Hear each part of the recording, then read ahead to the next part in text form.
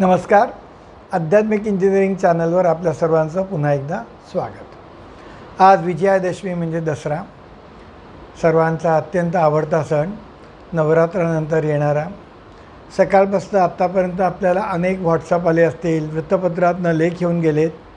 त्यामुळे त्या सगळ्याची पुन्हा उजळणी न करता माझ्या दृष्टीने या दसऱ्याच्या निमित्ताने जे आपण सीमोल्लंघन करतो आणि सोनं वाटतो आणि वडीलधाऱ्यांना नमस्कार करतो, त्यामागे काय उद्देश आहे आणि त्यातून काय आजच्या या सणापासून टेकअवे आहे, यावर आज मी एक दोन पॉईंट्सवर विचार करणार आहे आणि आपल्यापुढे मांडणार आहे.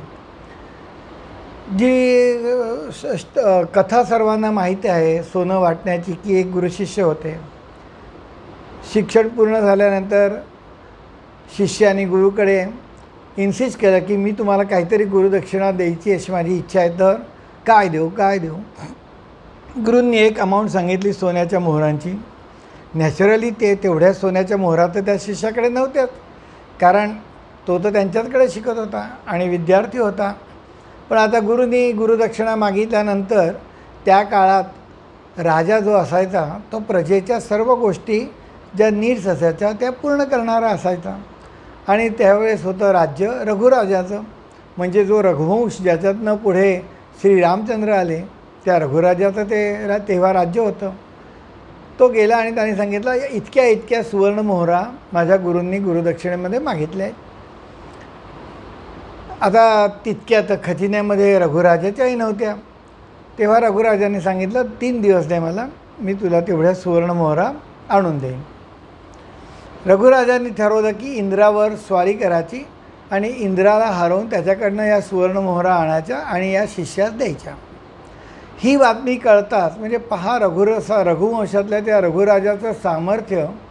इंद्र घाबरला आणि इंद्राने जो त्यांचा काइंड ऑफ अकाउंटंट, खजिनदार, कुबेरदेव त्यांना सांगितलं बाबा ज्या शिष्याची आवश्यकता आहे त्यानुसार सोन्याच्या मोहरांचा पाऊस पाड. त्याने शहराबाहेर असलेल्या शमी आणि आपट्याच्या झाडांवर तिथे सोन्याच्या मोहरांचा पाऊस पाडला. आता गंमत अशी आहे की त्या सगळ्या मोहरा घेऊन तो गुरुकडे गेला.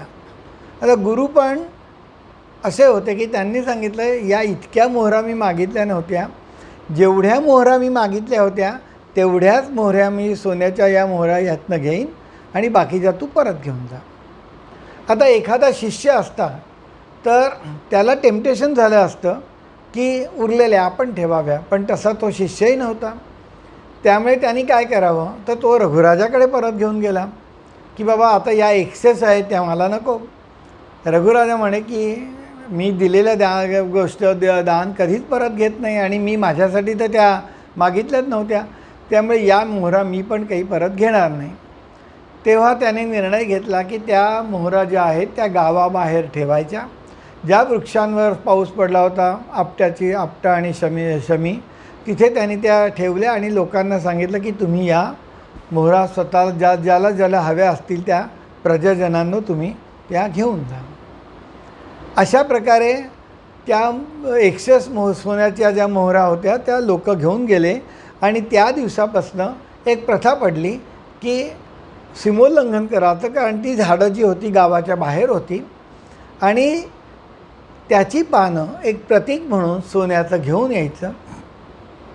आपल्या देवांना ती व्हायची, कारण नवरात्र संपलेलं असलं तरी काही ठिकाणी अजून देवीची स्थापना काढलेली नसते, नाहीतर ती आपल्या घरच्या देवांना वाहतात आणि मग आईवडिलांपासून सुरुवात करून सर्व मोठ्यांना सोनं देऊन आशीर्वाद घेतात.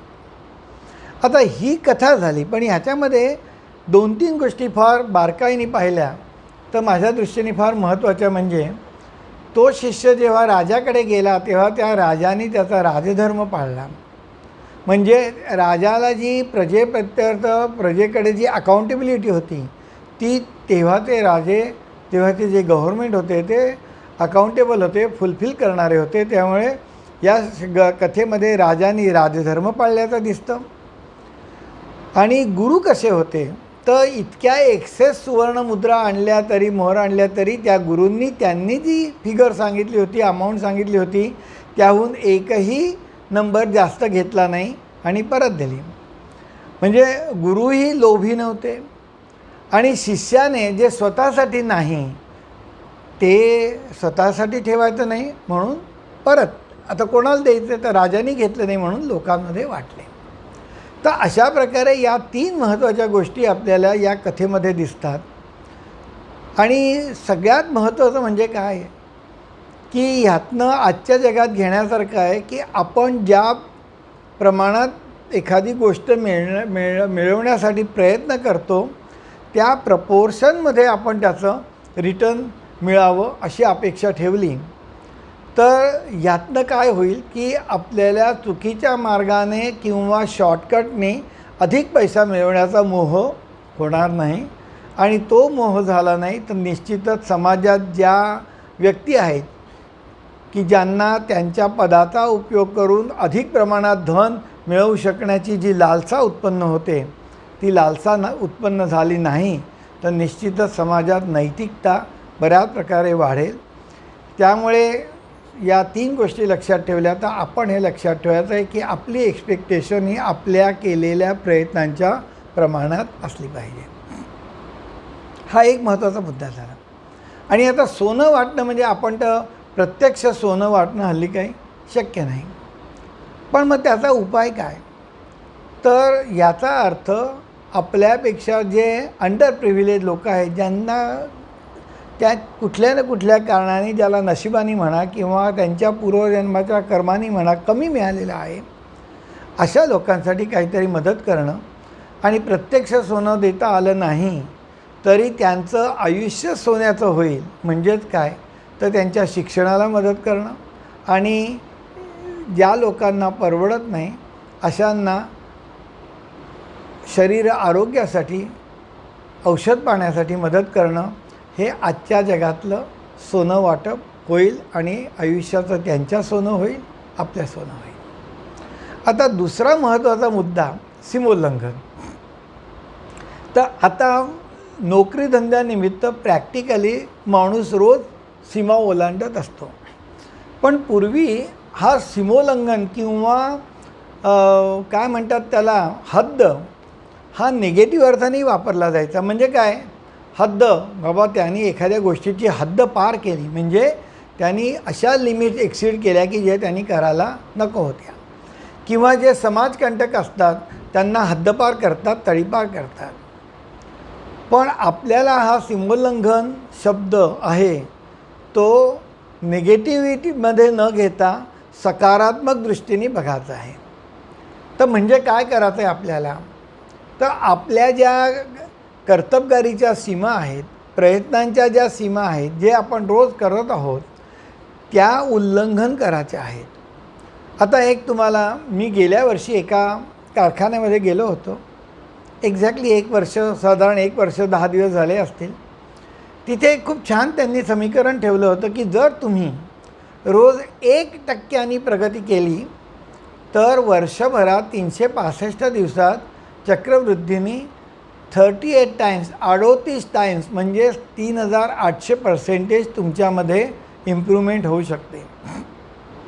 आपण तितकी नाही घेतली आणि समजा आठवड्यातनं 1% केली तरी आपल्याला वर्षभरात 52 आठवड्यात 67% इम्प्रूव्हमेंट होऊ शकते.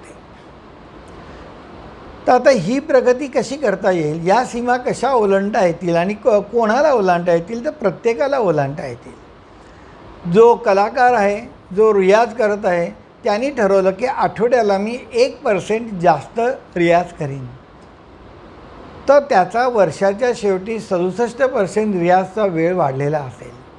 विद्यार्थ्यांनी अभ्यासाच्या तासांमध्ये आठवड्याला 1% जर वाढ केली किंवा जे कोणी क्वालिटी इम्प्रूव्हमेंट करणारे लोक आहेत, जे प्रोडक्टिव्हिटी इम्प्रूव्हमेंट करणारे लोक आहेत, निरनिराळ्या स्तरावर काम करणारे जे लोक आहेत त्यांनी एक टार्गेट ठरवायचं आहे की बाबा आपल्या प्रोडक्टमध्ये, आपल्या क्वालिटीमध्ये, आपल्या रियाजमध्ये, आपल्या जे खेळाडू आहेत जे धावणारे आहेत, मॅरेथॉन धावणारे आहेत किंवा स्टॅमिना वाढवण्यासाठी प्रयत्न करणारे लोक आहेत, त्यांनी बघायचं आहे की आज दसऱ्याच्या दिवशी माझा काय रेट होता, काय स्टॅमिना होता, कुठे माझ्या लिमिट्स होत्या.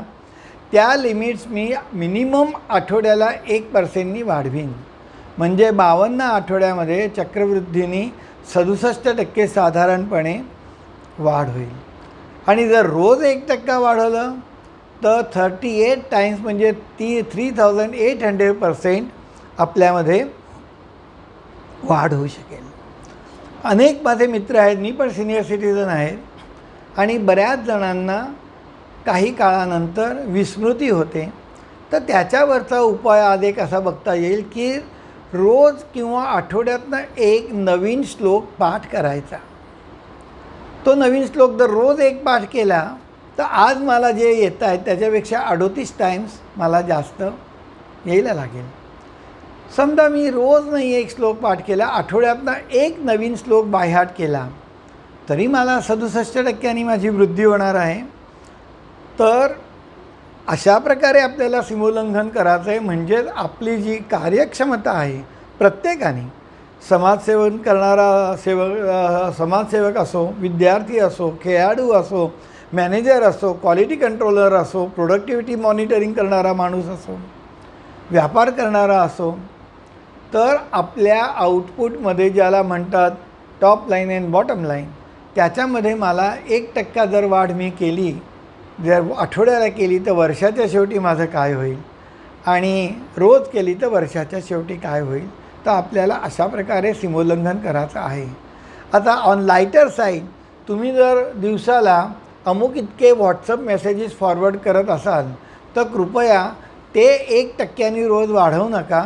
नाहीतर 38 टाइम्स वर्षाला तुम्ही जास्त मेसेजेस फॉरवर्ड कराल तर ही जी क्षमता वाढवायची आहे ती सकारात्मक कार्यांसाठी वाढवायची आहे, की जेणेकरून आपल्या जीवनात बदल घडेल, आपल्या जीवनाचं सोनं होईल, आपल्या जीवनामुळे सुधारल्यामुळे दुसऱ्याच्या जीवनाचं आपल्याला सोनं करता येईल, दुसऱ्यांना आपल्याला मदत करता येईल, शिक्षणात मदत करता येईल, तब्येतीसाठी मदत करता येईल, औषधोपचारांसाठी मदत करता येईल.